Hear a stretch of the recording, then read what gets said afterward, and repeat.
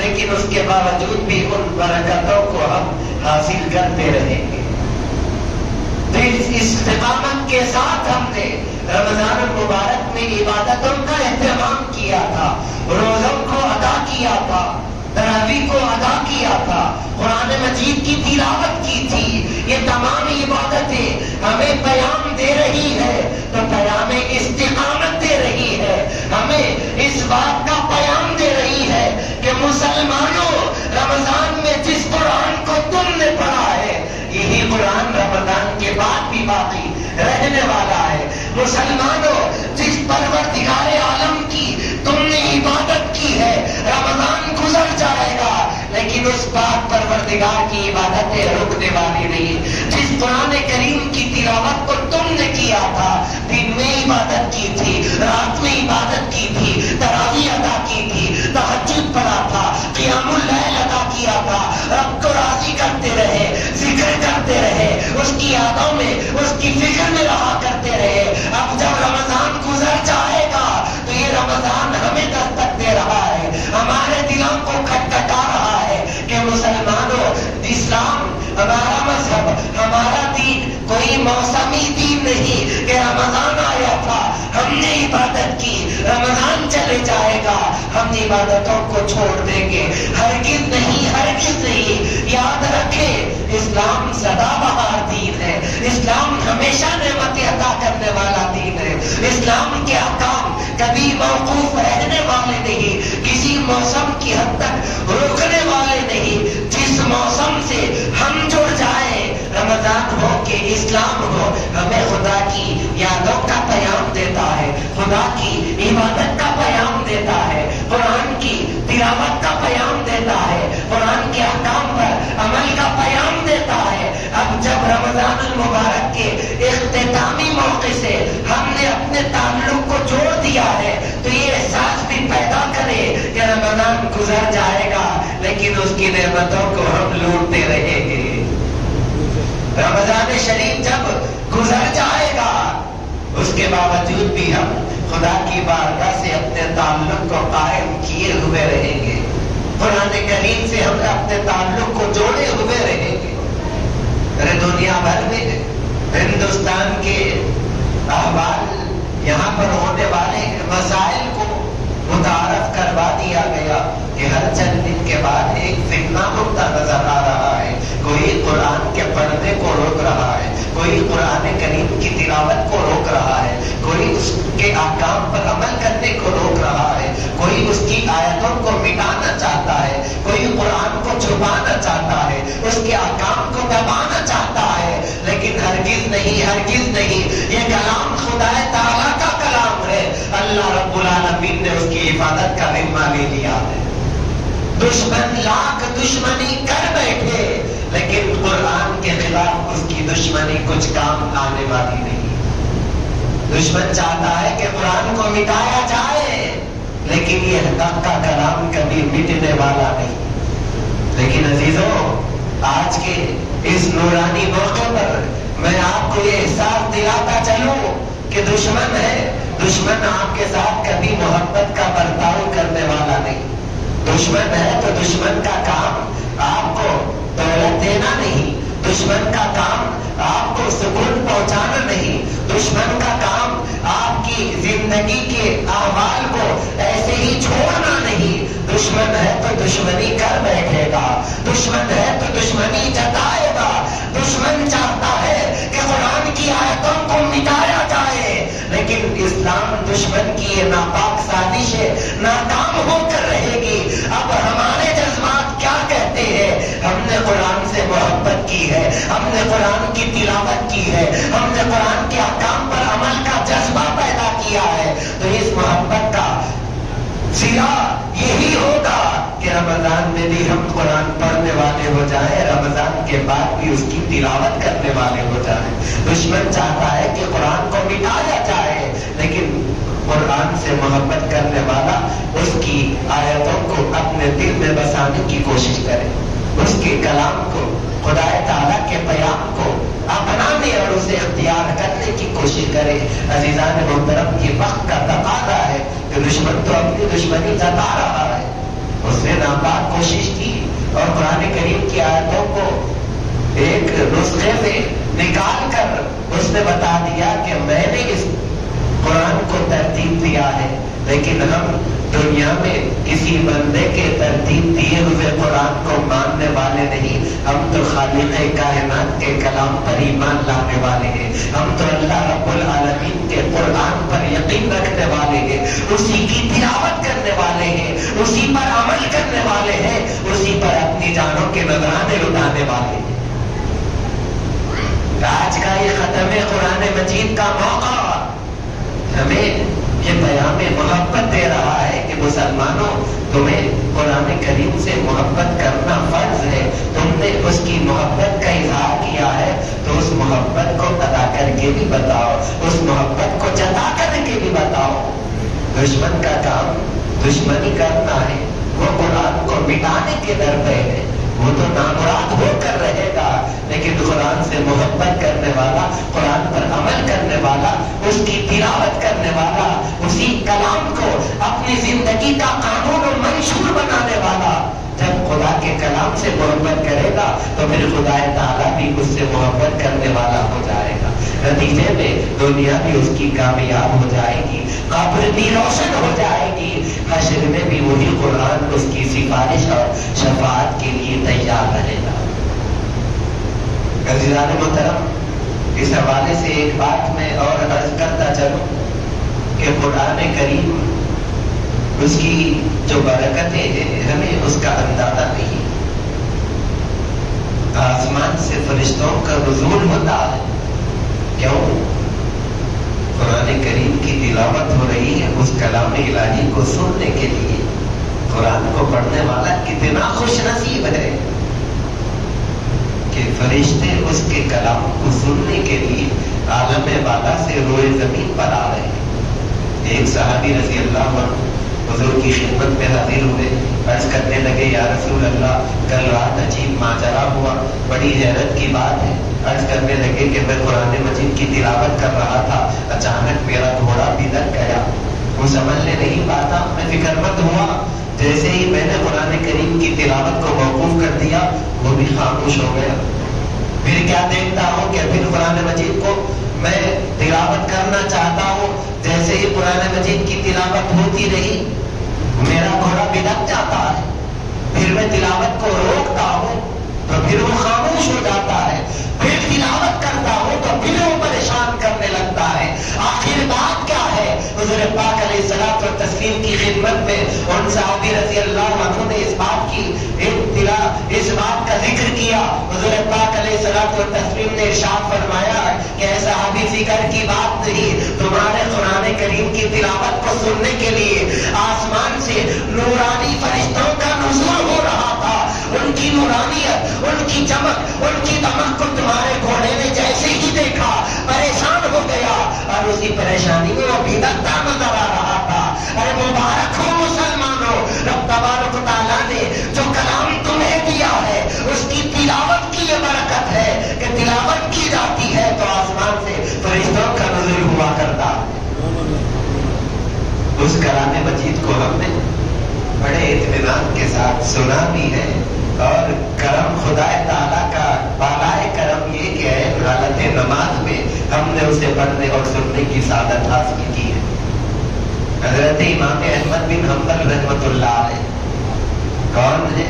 اسلام کے بہت بڑے امام، محقق، مجتہد، دنیا کا ایک عظیم حصہ آپ کی تقلید کرتا ہے۔ قرآن مجید اور حدیث شریف سے آپ نے جو مسائل کو مستمد کیا اس کو مانتا اور اس پر عمل کرتا ہے۔ سرزمین عرب کی اکثریت مسلمان حضرت امام احمد بن حنبل پر، آپ کی شخصیت پر، آپ کی فقہ پر، آپ کی تحقیق پر ناز کرتے ہیں۔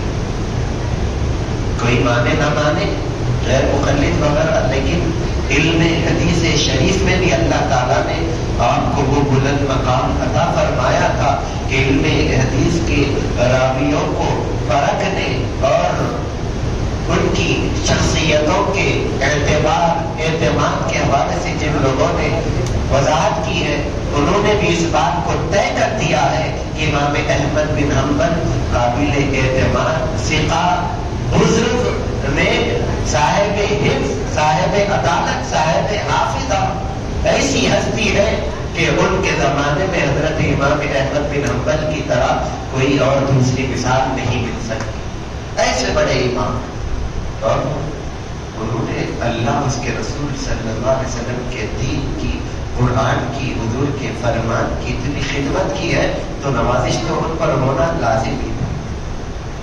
رب تبارک و تعالیٰ نے ان پر کرم فرمایا تو ایسے کہ حضرت امام احمد بن حنبل رحمۃ اللہ علیہ نے اللہ تعالیٰ کا دیدار کیا. کس کا؟ اللہ رب العالمین کا دیدار کر رہے ہیں. کیا کوئی اللہ تعالیٰ کا بھی دیدار کر سکتا ہے؟ حدیث احسان حدیث جبریل سے اشارہ دیتا چلو حضور نے حکم فرمایا کہ تم عبادت کرو تو ایسی کرو جیسے اپنے پروردگار کا دیدار کر رہے. نہیں کر سکتے تو پھر ایک اور آپشن ہے تمہارے لیے. کم از کم اتنا احساس پیدا کرو کہ اللہ تمہیں دیکھ رہا. لیکن فرسٹ آپشن یہی ہے کہ عبادت ہو تو ایسی کہ اللہ تعالیٰ کا دیدار. خیر جب بندہ وہ صلاحیتیں پیدا کرتا ہے تو اللہ تعالیٰ وہ مقام بھی عطا فرماتا ہے کہ وہ خدا تعالیٰ کی قدرت کے جلووں کو وہ دیکھنے لگتا. بزرگان دین صوفیاء کرام کی خدمت میں جو لوگ رہتے ہیں انہیں یہی احساس پیدا کروایا جاتا ہے, ان کو یہی احساس دلایا جاتا ہے, اسی بات کی تربیت کی جاتی ہے. خانقاہوں میں کیا ہوتا ہے؟ خانقاہوں میں مریدین کو, سالکین کو, وابستگان کو خدا تعالیٰ کا قرب حاصل کرنے کا ذریعہ بتایا جاتا ہے. وہ قرب حاصل کرتے کرتے اس مقام تک پہنچ جاتا ہے جہاں وہ خدا تعالیٰ کی قدرت کے جلووں کو دیکھنے لگتا ہے. خدا کی شان خلاقیت کی پیدا کرنے کی ہے تو اس کے وہ جلوے دیکھتا ہے. خدا کی شان عطا کرنے کی رزاقیت کی ہے, وہ اس کے جلووں کو دیکھتا ہے. الغرض خانقاہوں میں اسی بات کی طرف تربیت دی جاتی ہے. مدرسے میں اس کے احکام بتائے جاتے ہیں, مسائل سمجھائے جاتے ہیں, قرآن مجید اور اس کی تفسیر بتائی جاتی ہے, حدیث شریف اور اس کے نکات کو سمجھایا جاتا ہے, فقہ اور اس کے احکام کو بتلایا جاتا ہے, اس کی تعلیم دی جاتی ہے. اب اس کے بعد کی ایک منزل اس پر عمل کی. اس پر عمل ہو تو کیسے ہو؟ ایسے کہ اس عمل میں دوسرے کا سوائے خدا کے دوسرے کا کوئی حصہ نہ ہو. اللہ تعالیٰ کی عبادت میں کسی اور کا اشتراک اور حصے داری نہ ہو. یہ احساس, یہ جذبہ خانقاہوں میں دلوایا جاتا. ایک واقعہ یاد آ رہا ہے, عرض کرتے ہوئے میں اختتام کی طرف اپنی گفتگو کو لے آؤں. ایک بزرگ تھے پیر مرشد شیخ محترم, ان کی خدمت میں مریدین معتقدین وغیرہ رہا کرتے تھے. تو حضرت تربیت فرماتے تھے جو چاہتا ہے حضرت کی خدمت میں آ سکتا ہے. آنے والا ایک شخص حضرت کی خدمت میں آیا, بڑی صاف دل اور اخلاص و للہیت کی کیفیت کو وہ لے کر حضرت کی خدمت میں حاضر ہوا. حضرت کی توجہات اس پر بڑھنے لگی. بڑا فرما بردار تھا, حضرت جو حکم فرماتے اس پر عمل کیا کرتا تھا. اب جو حضرت کی خدمت میں پہلے سے لوگ رہا کرتے تھے, اب ان کو خیال ہونے لگا ہم تو سینئر ہیں, یہ صاحب جونیئر ہیں, ہمارے بعد آئے اور بازی لے گئے. ہم حضرت کی خدمت ایک عرصے سے کر رہے ہیں, لیکن کیا بات ہے کہ حضرت کی عنایتیں انہیں پر ہوا کرتی ہیں, حضرت انہیں کو چاہا کرتے ہیں. یہ شکایت حضرت کی خدمت میں بھی پہنچ گئی. بزرگان دین جو تربیت کرتے ہیں وہ اپنی لاؤ لپیٹ یا دنیا کی کسی ضرورت کی خاطر مال دولت کمانے کے لیے یا تعویذ پلیتے یا جو آج ہم بعض ایسے بے عمل لوگوں کی طرف دیکھتے ہیں کہ وہ اللہ والوں کا لباس تو پہن لیتے ہیں لیکن اندر سے ان کے اندر کوئی خیر اور خوبی نظر نہیں آتی. خیر وہ شکایت حضرت کی خدمت میں پہنچی. حضرت نے اپنے جو لوگ تھے قریبی معتقدین وغیرہ خلفاء حضرت نے جن کو خلافت دی تھی انہیں اپنی خدمت میں یاد فرمایا، سب لوگ حاضر ہو گئے۔ اب حاضر ہونے کے بعد ہوا یہ کہ حضرت نے کبوتر وغیرہ کچھ پرندے منگوائے، منگوا کر لوگوں کے ہاتھ میں دے دیے۔ لوگ حیرت میں کہ عجیب معاملہ ہے، حضرت امتحان لے رہے تھے ان سے۔ ارشاد فرمایا کہ یہ کبوتر لے جاؤ، اور وہ جو بعد میں آنے والے صاحب تھے حضرت ان کی طرف خصوصی نگاہیں ڈالا کرتے تھے، انہیں بھی حضرت نے ایک پرندہ دے دیا۔ ارشاد فرمایا کہ جاؤ اسے ذبح کر کے لاؤ، لیکن میں تمہیں ایک تاکید کرتا ہوں کہ جب تم اس پرندے کو ذبح کر رہے ہو تو اسے کوئی نہ دیکھے، کوئی اسے دیکھنے والا نہ ہو، بالکل چھپا کر اسے ذبح کرنا چاہیے۔ حضرت کا حکم تھا۔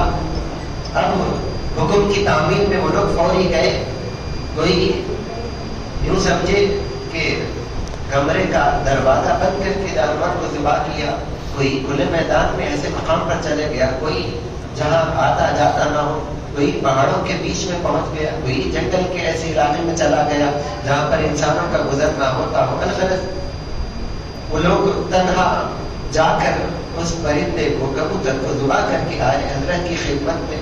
جب سب کو حضرت نے جمع دیکھا تو وہ صاحب جن کو لوگ جونیئر سمجھ رہے تھے، بعد میں آنے والے سمجھ رہے تھے، اپنی سینئرٹی جتا رہے تھے، انہوں نے بعد والے ان صاحب کو دیکھا کہ انہوں نے پرندے کو ذبح نہیں کیا، زندہ لے کر حضرت کی خدمت میں آ گئے۔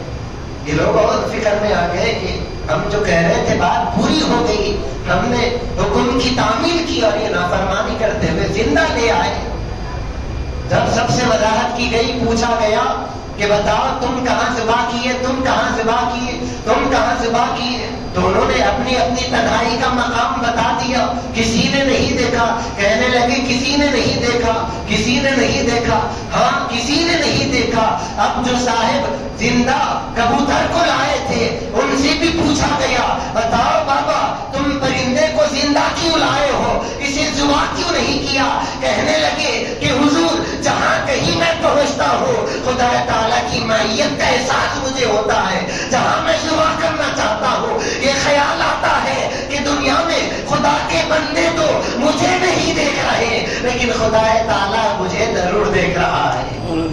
یہ احساس مجھے ستاتا رہا، اس احساس کی وجہ سے چونکہ خدا دیکھ رہا ہے اس وجہ سے میں نے آپ کے حکم کی نافرمانی نہیں کی، بلکہ دیکھنے والا پروردگار عالم خدا حی و قیوم علیم و خبیر، ارے دل کی دھڑکنوں کو جاننے والا پروردگار میرے ذبح کرنے سے کیسے غافل رہے؟ میں نے ہمت نہ کی کہ شیخ محترم نے حکم فرمایا تھا کہ ایسے مقام پر ایسی جگہ ذبح کرے کہ جہاں کوئی نہیں دیکھ رہا۔ قرآن کا اعلان ہے وَهُوَ مَعَكُمْ أَيْنَمَا كُنْتُمْ، ارے جہاں کہیں تم چلے جاؤ خدا تعالیٰ کی قدرت کے جلوے ہمیشہ تمہارے ساتھ ہیں۔ حضرت کی جو تربیت تھی اس کا اثر سینئر لوگوں پر نہیں، جتنا نہیں ہوا تھا بعد میں آنے والے صاحب پر زیادہ ہو گیا تھا۔ جو خانقاہوں میں دراصل بنیادی طور پر یہ سلوک طے کروایا جاتا ہے کہ خدا کا بندہ خدا تعالیٰ کے قریب ہو جائے، اور خدا تعالیٰ کے قرب کا ذریعہ کیا ہے؟ عزیزان محترم جانتے ہو خدا تعالیٰ کے قریب ہونے کے ذریعوں میں ایک ذریعہ قرآن مجید کی تلاوت ہے۔ قرآن مجید کی تلاوت ہو تو اللہ سبحانہ و تعالیٰ دل کو صاف رکھتا ہے، دل کی صفائی، دل کی روشنی ہمیں خدا تعالیٰ کے قرب کا راستہ بتاتی ہے۔ تو عرض کر رہا تھا امام احمد بن حنبل رحمۃ اللہ علیہ بہت بڑے بزرگ محدث ہیں، فقیہ ہیں، تو حضرت کو اللہ تعالیٰ کا دیدار، آدمی صلاحیت اور کوشش اپنی محنت کی بنیاد پر ایسی منزل پر پہنچ جاتا ہے کہ خدا تعالیٰ اپنی نورانیت کے جلوے، اپنی نورانیت کی کرنیں اس پر روشن فرماتا رہتا ہے۔ خدا تعالیٰ کے دیدار سے مشرف ہوئے، عرض کرنے لگے کہ پروردگار عالم تیرے قرب کا راستہ کیا ہے، تیرے دیدار کا راستہ کیا ہے؟ مولا تجھے کوئی دیکھنا چاہے تو کیسے دیکھے؟ رب تبارک تعالیٰ کی بارگاہ سے جواب آتا ہے کہ اے احمد ابن حنبل اگر کوئی میرا دیدار کرنا چاہتا ہے تو قرآن مجید کی تلاوت اسے میرے دیدار سے مشرف کر سکتی ہے۔ किस कलाम से हम दूर भागे जा रहे हैं, जिस कलाम की तिलावत से हम गफलत इख्तियार कर रहे हैं। रमजान मुबारक के बाद क्या हमें तिलावत कुरान और अहकाम कुरान की जरूरत नहीं? अरे ये तो हमारी सारी जिंदगी कब्र में बल्कि जन्नत में ले जाने तक हमारी सिफारिश करने वाला और हमारे साथ रहने वाला कलाम। अज़ीज़ान मुहतरम, उस कलाम की न तिलावत को हम छोड़ने वाले हो, न उसके अहकाम पर अमल से गफलत इख्तियार करने वाले हो। तो जवाब मिला रब की बारगाह से कि कुरान मजीद की तिलावत खुदा ताला के कुर्ब का जरिया है। हज़रत इमाम अहमद बिन हम्बल रहमतुल्लाह अलैह, हम गुनाहगारों के लिए, हम हुज़ूर पाक अलैहिस्सलातु व तस्लीम के गुलामों के लिए एक और सवाल रब तबारक व तआला की बारगाह में अर्ज करते हैं कि बारे इलाहा, कुरान करीम को समझकर पढ़ने से तू ये नेमत अता फरमाता है, या फिर जो ना समझे उसके लिए भी नेमतें मिल सकती है। रब तबारक व तआला की बारगाह से जवाब आता है कि अहमद इब्न हम्बल सुनो, जो हमारे कलाम को समझकर पढ़ता है हम उसे भी अपने दीदार से मुशर्रफ फरमाते हैं। जो ना समझे लेकिन कलाम हमारा पढ़ता है हम उसे भी सरफराज फरमा जाते हैं। डॉक्टर की तजवीज करता दवा कोई खाता है तो बुखार की दवा खाता है तो उसका बुखार जरूर चला जाता, खांसी की दवा खाता है तो खांसी उसकी जरूर चली जाती है। ऐसा नहीं होता कि वो जो दवा बनाने का तरीका है उसमें क्या क्या चीजें शामिल की गई, उसकी केमिस्ट्री क्या है, उसके इंग्रेडिएंट्स क्या है, जब तक ये कोई ना जाने उसको फायदा नहीं होता। ऐसे नहीं, बिला तमसील अर्ज करता चलो, खालिक़ कायनात का कलाम ऐसा है कि उसे तिलावत की जाए, उसकी तिलावत की जाए तो समझ कर पढ़ा जाए तब भी वो फायदा देने वाला है। बेसमझे भी अगर कोई पढ़ता है तो खुदा की रहमत उस पर निछावर होने वाली है। आखिरी बात अर्ज करूं कि हम जिन हालात से जूझ रहे हैं, खासतौर पर हमारे मुल्क में रास्त कुरान मजीद पर हमले की दुश्मनों ने नाकाम कोशिशें की, स्ट्राइक हुआ, एहतजाजात हुए, ये सब चीजें होती रही और हमसे क्या हो सकता है हम जरूर करते रहेंगे। लेकिन मैं बात अपने घर से शुरू करूं, आपकी शख्सियत से शुरू करूं तो ये सवाल जरूर करूंगा कि हमने अपने आप को कुरान मजीद की तिलावत के हवाले से, कुरान मजीद को पढ़ने के हवाले से, कुरान मजीद को याद करने और उसकी सूरतों को अपने दिल में बिठाने के हवाले से अब तक कितनी कोशिश की। दुश्मन तो दुश्मनी जता रहा है, लेकिन हम मोहब्बत को जताने के लिए क्या कर रहे हैं? कुरान मजीद को क्या हम तजवीद के साथ तिलावत कर सकते हैं? कम अज कम इमाम मोहतरम जिस तरह नमाज में पढ़ा करते हैं, देखकर कुरान मजीद को उस तरह पढ़ना ये लाजिम और जरूरी नहीं बल्कि फर्ज का दर्जा रखने वाला अमल है।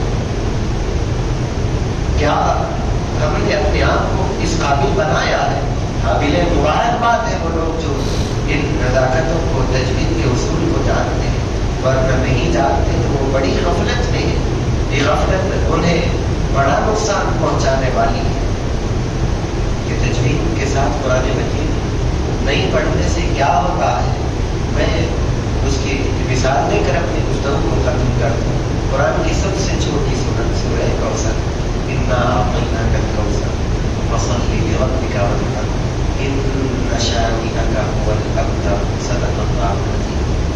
बाज़ लोग इस छोटी सूरत को भी तजवीद के साथ पढ़ने में गलती कर जाते हैं। बल्कि आमतौर पर कहा होती 30वीं आयत इन्न शानिअका को इन्ना थोड़ा सा खींच देते हैं गलती की वजह से। इन्ना शानिअका हर कितना पढ़े, इन्न शानिअका हुवल अबतर। इसका तर्जमा है कि हबीब करीम सल्लल्लाहु अलैहि वसल्लम, आपका दुश्मन बेऔलाद, आपका दुश्मन तबाह व बर्बाद है। इन्न शानिअका हुवल अबतर, जो आपकी बेइज्जती कर रहा है वो नाकाम व नामुराद, हलाकत व बर्बादी में रहने वाला है। वो किसके लिए?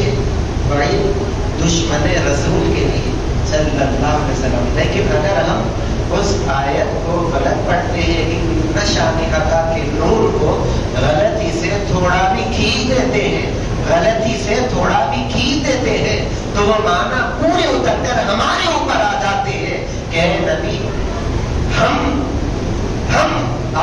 دشمن ہے، یہ ترجمہ اس کا ہو رہا ہے۔ کتنی غفلت ہے ایسی قرآن مجید کی تلاوت میں ہم سے ہو رہی ہے۔ یہ بات تو میں نے آپ کی خدمت میں عرض کر دی، اس کا ضرور لحاظ رکھیں۔ صبر نہیں کرتے لیکن کسی سے ایسی غلطی ہو جاتی ہے، اور یہ بڑی مشہور غلط یہ ہے، اس وجہ سے میں نے عرض کر دیا ان نشانی کا ہرگز نہ کیجیے۔ اے نبی، آپ کا دشمن بولنے کے بجائے کیا ہو رہا ہے؟ ہم نہ آپ کے دشمن ہیں۔ حضور سے جو دشمنی بول لے گا، کیا دنیا میں وہ جی سکے گا؟ کیا قبر و حشر اس کی آسانی سے گزر سکے گی؟ ہرگز نہیں۔ عمر کے کسی حصے کو پہنچ گئے ہوں گے، لیکن قرآن مجید سیکھنا یہ فرض کا درجہ رکھنے والا عمل ہے۔ جس طرح فجر کی نماز پڑھ، جس طرح ظہر کی نماز پڑھ، جس طرح عصر و مغرب اور عشاء کی نماز پڑھتے، اسی طرح ان نمازوں میں صحیح قرآن کریم کی تلاوت کرنا یہ بھی فرض ہے۔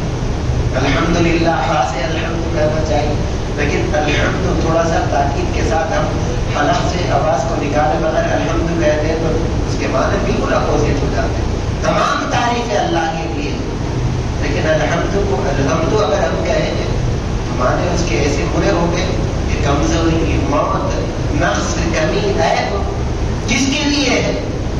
نہ پڑھنے کی وجہ سے، نہ سیکھنے کی وجہ سے، تجوید کے قانون کو نہ جاننے کی وجہ سے ہم ایسی غلط باتیں، ایسی موت و ہلاکت، کمزوری، عیب اور نقصان کی نسبت، نقصان کا تعلق اللہ سے جوڑنے والے ہو جاتے ہیں، اور اللہ تعالیٰ کے ساتھ ایسی بے ادبی کرنے والا کیا کامیاب ہو سکتا ہے؟ ہرگز نہیں۔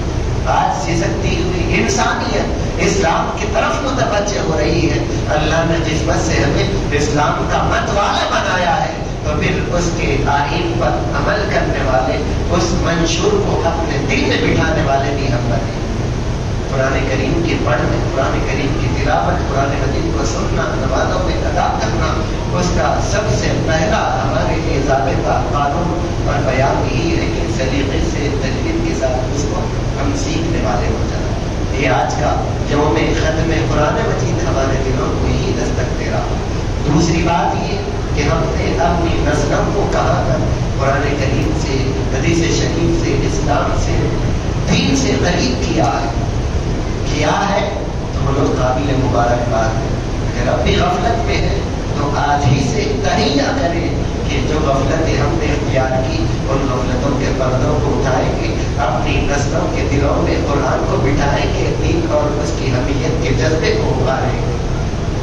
یہی ہمارے قوم کے مستقبل کے ہمارے ابطال ہیں، یہی اپنے عقیدے ایمان کے ذمہ دار ہیں۔ انہیں اپنی ذمہ داری کا احساس دلانے، بچہ پڑھ رہا ہے، اصل تعلیم حاصل کر رہا ہے، اسے وقت نہیں ملتا، یہ وقت نہیں ملتا کی شکایت کسی اور وقت کی جا سکتی تھی، لیکن رمضان میں آ کر اس بات کو ثابت کر دیا کہ رات کے اندھیرے میں شہر میں اگر ہماری نسلوں کو اٹھایا جائے وہ بیدار ہو رہے ہیں۔ نماز فجر کے لیے عام دنوں میں غفلت ہوتی تھی، نیند ہوشیار نہیں ہوئی، لیکن اٹھانا چاہے تو باجماعت نماز فجر ادا ہو رہی ہے، قرآن مجید کی تلاوت ہو رہی ہے، نماز تراویح ادا کی جا رہی ہے، اور رات تہجد کا اہتمام یہ سب ہو رہا ہے۔ کوئی کاروبار کر رہا ہے، کوئی جاب کر رہا ہے، کوئی اسکول جاتا ہے، کوئی کالج جاتا ہے، تو یہ تمام چیزیں ہماری باقی ہے۔ اس کے ساتھ قرآن، تراویح، نماز، عبادت، اور ہم رمضان کے معمولات سے جڑے ہوئے ہیں۔ اب رمضان کے بعد یہ شکایت ہرگز نہ کرے کہ وقت نہیں ملتا، وقت ملتا نہیں، اسے تلاش کرنا پڑتا ہے، وقت نکلتا نہیں، اسے نکالنا پڑتا ہے۔ جس طرح اپنی روزی روٹی کے لیے، اپنی تعلیم کے لیے وقت نکالا جاتا ہے، اسی طرح مسجد کی آبادی، اس میں باجماعت نماز کے لیے وقت نکالا جائے۔ اللہ سبحانہ و تعالی ہم سب کو توفیق خیر عطا فرمائے۔ قابل مبارکباد ہے امام محترم حافظ صاحب، مسجد کے متولی صاحب، اور مسجد کی خدمت انجام دینے والے، اور مسجدوں سے اپنے دلوں کو جوڑنے والے، اور یہاں پر ان عبادتوں کی رونق اور یہ بزم کو سجانے، اہتمام کرنے والے۔